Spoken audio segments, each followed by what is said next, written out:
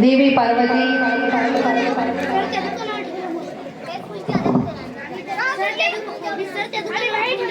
आणि भगवान महादेवाचा या ठिकाणी सानंद विवाह सोहळा संपन्न झालेला आहे।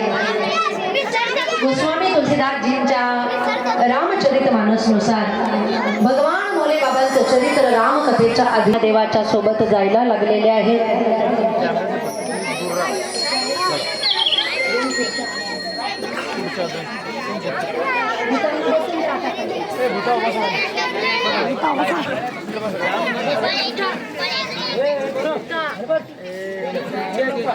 देवी पार्वती सांभाळायचे आहे। तुला कधी आई म्हणूनही त्यांना समजवायचं आहे, तुला पत्नी म्हणूनही प्रेम द्यायचं आहे, तुला मैत्रीण म्हणून सुद्धा एखादा मार्ग समजवायचा आहे, तुला कधी कधी एखादी गोष्ट समजावून सांगण्यासाठी थोडासा रागही आणायचा आहे, म्हणून तुला सगळ्या प्रकारचे पात्र सगळे सांभाळायचे आहे, तेव्हा त्या घरामध्ये प्रेम टिकून राहील। एक आई मुलीला उपदेश करत असताना सांगते, मैना देवी म्हणतायत, करीहूँ सदा शंकर पद पूजा, करीहूँ सदा शंकर पद पूजा, नारी धर्मपति देऊन दूजा, नारी धर्मपति देऊन दूजा।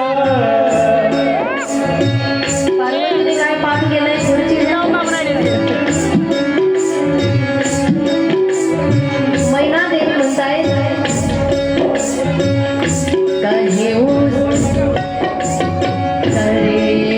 सदा शंकर पद पूजा, करीहूँ सदा शंकर पद पूजा, नारी धर्मपति देऊन दूजा, नारी धर्मपति देऊन दूजा। महादेवाच्या चरणाची तुला पूजा करावी लागेल। हाच नारी धर्म आहे। एका स्त्रीसाठी पती हेच तिच्यासाठी देव आहे, सर्वस्व असतात, म्हणून तुला पतीची सेवा करावी लागेल। पती कसाही जरी असला तरी सुद्धा पत्नीने कधीही पतीचा त्याग करायचा नसतो। मग पती कसेही जरी असतील, दुष्टिलो दुर्भगो वृद्धो जडो रोग्य धनो पिवा, पती श्री मेरा हातव्य लोके सुमिर बातकी। म्हणतात पती दुष्शिलाचा असेल, दुर्भाग्यशाली असेल, वृद्ध असेल, जड असेल, रोगी असेल, निर्धन असेल, पती कसाही जरी असला तरी सुद्धा पत्नीने कधीही पतीचा त्याग करायचा नसतो। हा नारी धर्म आहे। हल्ली पतीच्या घरी गेल्यानंतर स्त्रिया जेव्हा नांदायला जातात, हल्लीच्या काळामध्ये अशी गोष्ट बघायला मिळते की थोडा जरी अपमान झाला तरी सुद्धा ती स्त्री ते घर त्यागून त्या ठिकाणी आईच्या घरी निघून जाते। कारण इथे येण्याच्या आधी आम्ही 5-6 कथा करून आलो आणि हे गाव आम्हाला असं भेटलं की त्या गावातले लोक रूमवर येऊन सांगायला लागले की या विषयावर बोला। म्हटले आमच्या गावामध्ये मुली लग्न करून आल्या, मुलांचे लग्न झाले, कसे बसे लग्न जमवले, लग्न झाले, परंतु लग्न झाल्यानंतर मुलगी नांदायला आली, परंतु नांदायला आल्यानंतर मुली महिनाभर सुद्धा राहत नाही। थोडं जरी कमी जास्त झालं तरी सुद्धा मुलगी घर सोडून निघून जाते। थोडस या विषयावर बोला म्हणजे, कारण ही जी पद्धत हे जे कार्य चालू आहे मुलींचं, एक तर मुली मिळत नाही आणि मुलगी मिळाली कसं बसं लग्न लावलं तर मुली नांदत नाही। का नांदत नाहीये मुली? त्याचं कारण असं आहे, संस्कार अपुरे पडतायत, संस्कार अपुरे पडतायत। आपल्या मुलीला जेव्हा मुलगी नांदायला जाते त्यावेळेस प्रत्येक आईने मुलीची मनस्थिती तयार करून ठेवली पाहिजे। प्रत्येक प्रत्येक आईने आपल्या मुलीला समजावलं पाहिजे, शिकवलं पाहिजे. काय समजावलं पाहिजे? प्रत्येक आईने सांगितलं पाहिजे, ज्या घरामध्ये तू लग्न करून जाते ना, फक्त पती हेच तुझं नातं सर्वस्व नाही. त्या पतीचे इतर नातेवाईक सुद्धा महत्वपूर्ण तितकेच आहे. पातिव्रत्य धर्माचं पालन करणं म्हणजे काय? फक्त पतीची सेवा करणं नाही. पतीचे जेवढेही नातेवाईक आहेत त्यांची सेवा करणं पातिव्रत्य धर्मामध्ये गणलं जातं. एखादी मुलगी नांदायला येते आणि म्हणते, तुमचे आई वडील माझ्यात अजिबात नको, चला वेगळं निघा. ही का घटना घडते? थोडं जरी कमी जास्त झालं तरी सुद्धा मुली ऍडजस्ट करायला तयार होत नाही. लगेच सांगतात, माझ्या वडिलांच्या घरी ना असं नव्हतं, असं होतं. तुमच्या वडिलांच्या घरी काय होतं हे सांगण्यापेक्षा तुम्ही लग्नाच्या आधीच बघितलं पाहिजे. ज्यांच्या घरामध्ये जाताय ना, त्या घरामध्ये आधीच बघितलं पाहिजे, घर केवढं आहे, पद्धत कशी आहे, किती वस्तू आहे, किती सुख सुविधा आहे. तुम्ही याच्यामध्ये ऍडजस्ट करणार की नाही, लग्न जमायच्या आधीच विचार करा. लग्न झाल्यानंतर दुसऱ्यांचं नशीब फोडण्याचं काम करू नका. आणि हा उपदेश फक्त स्त्रियांसाठी, मुलींसाठी आहे असं नाही. कधी कधी असंही होतं की लग्न झाल्यानंतर एखादा मुलगा नंतर सांगतो, मला पसंत नाही, आधी पाहिलं नाही, आधी लक्ष कुठे होतं? आता आधीची गोष्ट राहिलेली नाही. कारण जेव्हा साखरपुडा होतो तेव्हाच सोबत साखरपुड्यासोबत मोबाईल सुद्धा, मोबाईल मिळालेला आहे. तुम्ही 4-4 तास फोनवर बोलताय, त्यावेळेस तुम्हाला कळालं नाही एकामेकाच्या घरी काय आहे, एकामेकाचा स्वभाव कसा आहे. आई वडिलांनी ही घर बघितल्यानंतर मुलीलाही दाखवलं पाहिजे. पूर्वी मुलींना माहीत नसतानाच लग्न जमवत होते. आणि लग्न जमवल्यानंतर नांदायला गेलेली बाई, नांदायला गेलेली स्त्री कसंही जरी असेल तरी तिची मनस्थिती असायची, मला यांच्या सोबतच जीवन व्यतीत करायचं आहे. कधीही त्या स्त्रीने स्वतःचं महत्व पटवून दिलं नाही. पूर्वीच्या महिलांना विचारा, किती सासूरवास होता. एवढा सासूरवास होता की सासूच्या कमरेला चावी असायची पेटीची, आणि त्या पेटीमध्ये साखर पावडर ठेवलेला असायचं. आपला सख्खा भाऊ जरी आला तरी चहा ठेवण्याची हिंमत होत नव्हती. सासूबाई जेव्हा चावी देतील तेव्हा त्याच्यातून साखर पावडर निघेल आणि तेव्हा चहा ठेवली जायची. पण पूर्वीच्या महिलांनी असं कधीही केलं नाही की भर सगळ्यांच्या समोर पतीचा अपमान केला असेल. सासू सासऱ्यांना उद्धटपणे बोलल्या असतील. पूर्वीच्या महिलांना विचार, कमी जास्त झालं तरी सुद्धा बोलल्या नसतील. 2 साड्यांवर त्यांनी जीवन काढलं असेल, पण कधीही पतीला त्रास दिला नाही. पतीचे नफा झाला, तोटा झाला, पतीने त्रास दिला, पती रोगी असेल, जड असेल, तरी सुद्धा पहिल्या महिलांनी सगळं सांभाळून घेतलं. त्यांनी सांभाळून घेतला, सगळा त्रास सहन केला, म्हणून काही दिवसांनी त्या घराच्या मालकीन बनल्या. जी काहीच सांभाळून घेत नाही आणि म्हणते जाते मी माझ्या माहेरी, ती तिकडचीही राहत नाही आणि इकडचीही राहत नाही, इकडचीही राहत नाही. तिकडे गेली तरी वहिनी म्हणतात, ही नांदली नाही, पळून आली, ही निघून आली, आणि आमच्या घरी येऊन तिकडे आम्हाला त्रास.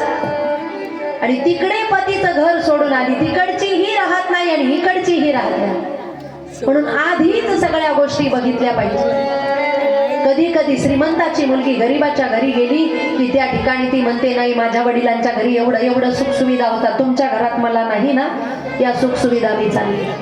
म्हणून आधीच बघ, श्रीमंताची आहे की गरिबाची आहे. कधी कधी गरिबाची मुलगी श्रीमंताच्या घरामध्ये जाते, तिला श्रीमंताच्या घरातल्या गोष्टींची माहिती नसते, त्यावेळेस तिला पदोपदी तिचा अपमान केला जातो का गरिबाची आहे म्हणून.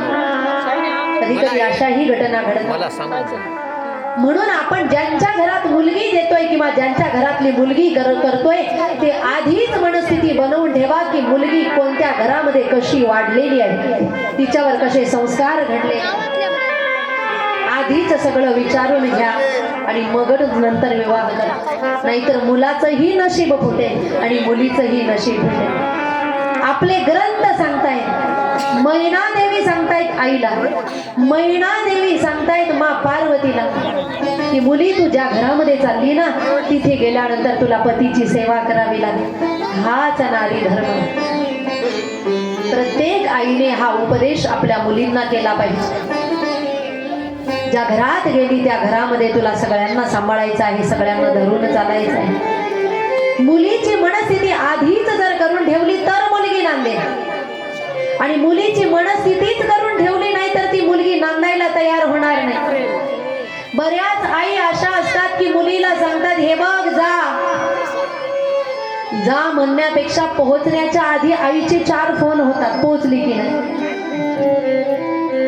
गाडीतून उतरल्यानंतर तिथे गेली, चहा पाणीही झालं नाही तोपर्यंत आईचा फोन, पोहोचली की नाही, रडणं बंद झालंय ना तुझं, जेवली की नाही, उठली की नाही, काय करते, काय गरज आहे फोन करण्याची. दान केली मुलगी, दिली त्या घरामध्ये तिचं मन लागू दे. दिवसात एखादा दुसरा फोन ठीक आहे, प्रत्येक तासाला फोन करण्याची काय गरज आहे महाराज. प्रत्येक तासाला आईचे फोन. काय स्वयंपाक बनवते तू, एकटीच बनवते, तिने मदत केली नाही कुणी, तू एकटीच एवढ्या सगळ्यांचा स्वयंपाक बनवते. हे बघ असे ऐकून घेऊ नको, त्यांच्या कानावर घाल.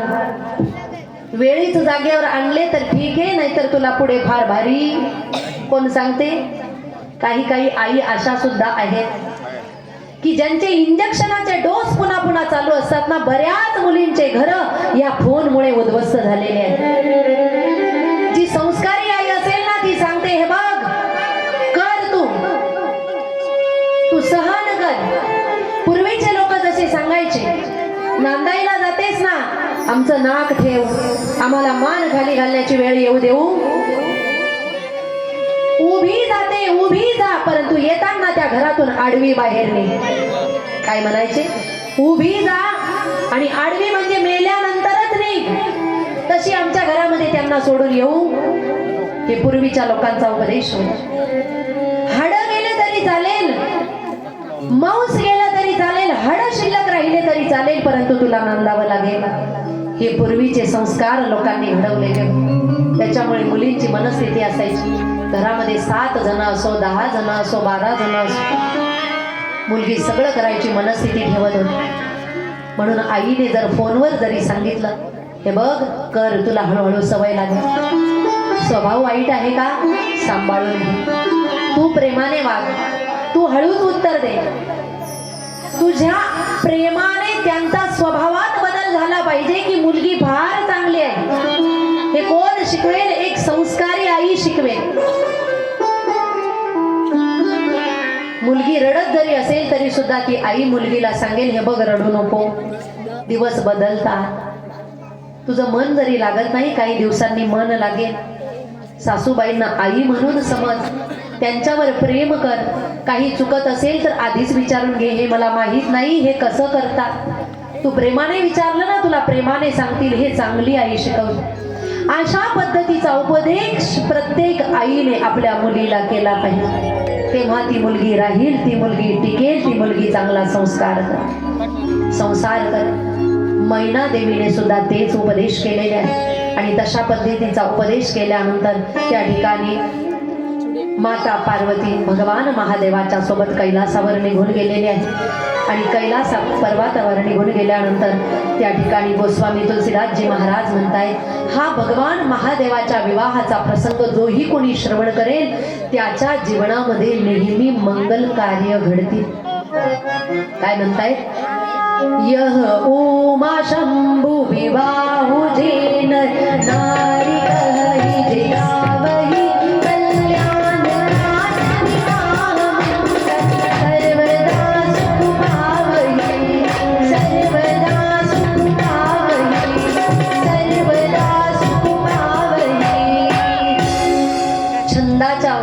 शब्दांमध्ये लिहिलेलं आहे.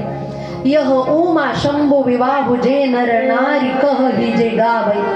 जे वर्णन मुखाने करतात, जे गातात, जे ऐकतात आणि जे या प्रसंगाला त्या ठिकाणी त्या प्रसंगामध्ये उपस्थित राहतात त्यांच्या जीवनामध्ये मंगल कार्य होतात आणि त्यांना सुख प्राप्त होतं.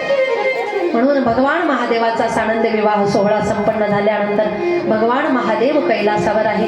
देवी पार्वती भगवान महादेवाच्या समोर बसलेल्या आहेत आणि देवी पार्वती भगवान महादेवाला नमस्कार करून भगवान महादेवाला प्रश्न विचारताय. काय म्हणताय? कथा जो सकल लोक हितकारी सोई पूजन चह सैल कुमारी. गोस्वामीजी म्हणताय ज्या कथेने सगळ्या त्रैलोक्याचं हित होतं आता तीच कथा देवी पार्वती विचारत आहेत. पण पार्वती शब्द वापरलेला नाही. काय? सोई पूछन चह सैल कुमारी. शैल म्हणजे पर्वत आणि पर्वताची पुत्री म्हणजे शैलजा. सगळ्या नद्यांना शैलजा म्हणतात कारण नद्याचा उगम पर्वतातून होत असतो.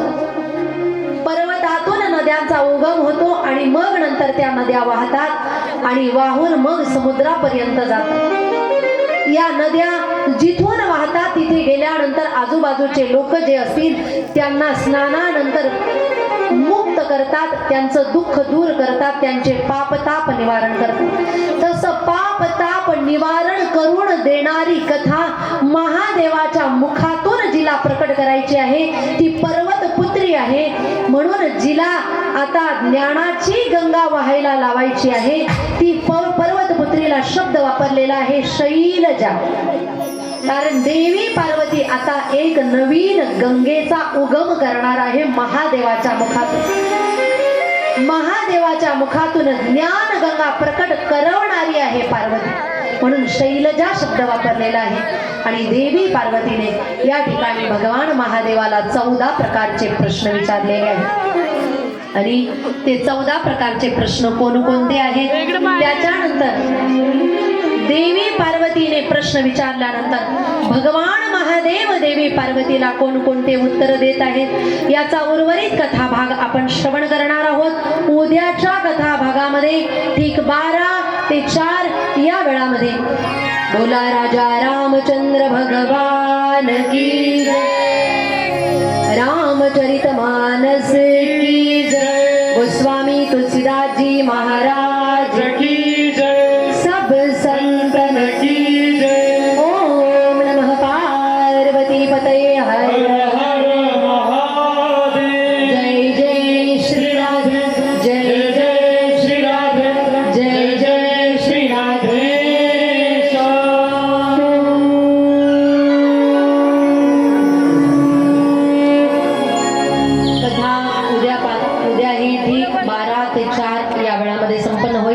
आता सर्वजण जागेवर उभे राहतील. भगवान महादेवाचं लग्न लागलेलं आहे म्हणून लग्नाचा आनंद घेण्यासाठी सगळेजण महिला वर्ग जिथे उभे असतील तिथे आपापसामध्ये गोल करून घ्यायचं आहे. तत्पूर्वी सगळ्यांनी एका सूचनेकडे लक्ष द्या.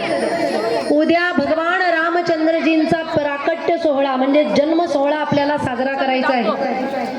म्हणून राम प्रभूंच्या जन्म साजरा करण्यासाठी येत असताना ज्यांच्याकडे पिवळ्या रंगाचे वस्त्र असतील पिवळ्या साड्या असतील त्यांनी पिवळे वस्त्र परिधान करून या ठिकाणी उपस्थित राहायचं आहे. पिवळ्या नसतील दुसऱ्या रंगाच्या जरी घातल्या तरी सुद्धा चालेल.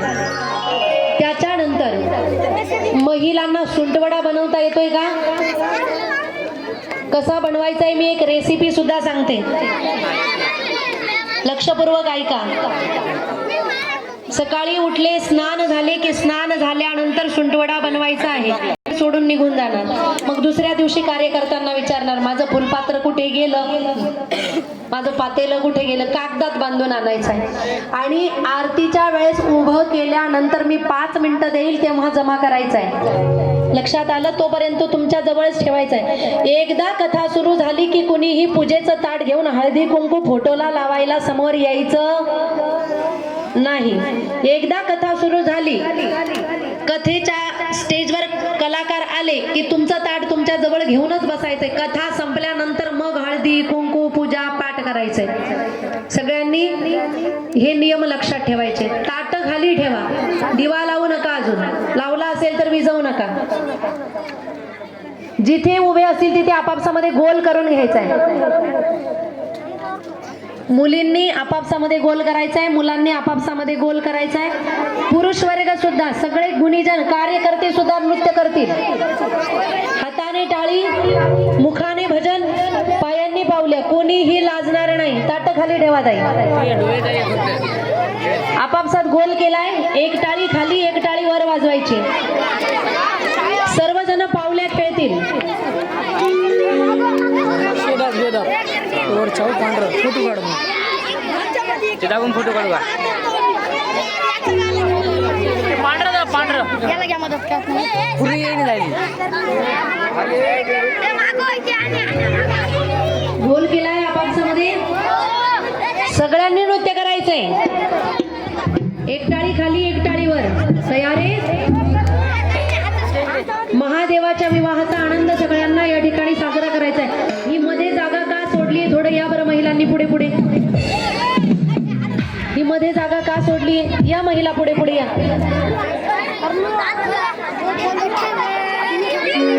या पुढे पुढे या. गोल करायचा आहे. तयार आहे.